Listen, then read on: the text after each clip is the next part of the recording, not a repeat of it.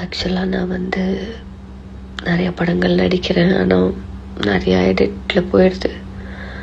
அதுக்காக நான் வருத்தப்பட்டதில்லை. பட் ஜனநாயகனில் நான் நடித்த சீன் எடிட் ஆனது ரொம்ப வருத்தமாக இருக்குது.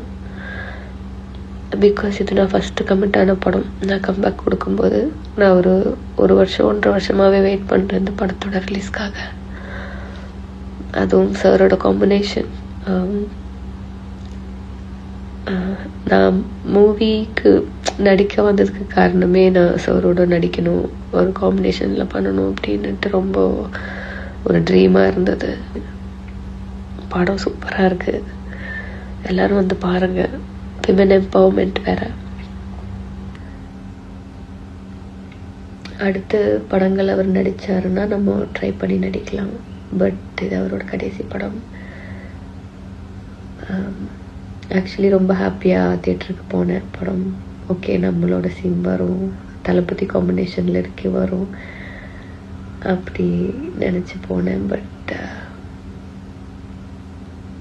எக்ஸ்பெக்ட் பண்ணலை எடிட் ஆகும்னு. Feeling so unlucky. It's okay. இப்போ இந்த வீடியோவை சீரியல் நடிகை ஆனந்தி தான் ஷேர் பண்ணியிருக்காங்க. அதாவது ஜனநாயகன் படத்தில் நான் விஜய் சார் கூட நடிச்சிருந்தேன். தேட்டரில் போய் பார்க்கும்போது அந்த சீனை டெலீட் பண்ணிட்டாங்க. நான் ரொம்ப அன்லக்கி. நான் விஜய் சாருக்காக தான் நான் நடிக்கவே தொடங்கினேன். அவர் கூட எப்படியாவது நடிச்சிடணும்னு நினச்சேன். அவர் இதுக்கு மேலே நிறைய படங்கள் நடிக்கிறதா இருந்தால் கூட வெயிட் பண்ணி பண்ணலாம். ஆனால் ஜனநாயகன் தான் விஜய் சாரோட லாஸ்ட் ஃபிலிம். அவர் கூட நான் நடித்தேன், ஆனால் அந்த சீனை டெலீட் பண்ணிட்டாங்க. நான் தேட்டரில் போய் பார்க்கும்போது எனக்கு ரொம்ப கவலையாக இருந்துச்சு. படம் நல்லா இருக்குது, நீங்கள் எல்லாருமே தேட்டரில் போய் பாருங்கள் அப்படின்னு சொல்லி ரொம்ப எமோஷ்னலாக பேசி இந்த வீடியோவை ஷேர் பண்ணியிருக்காங்க.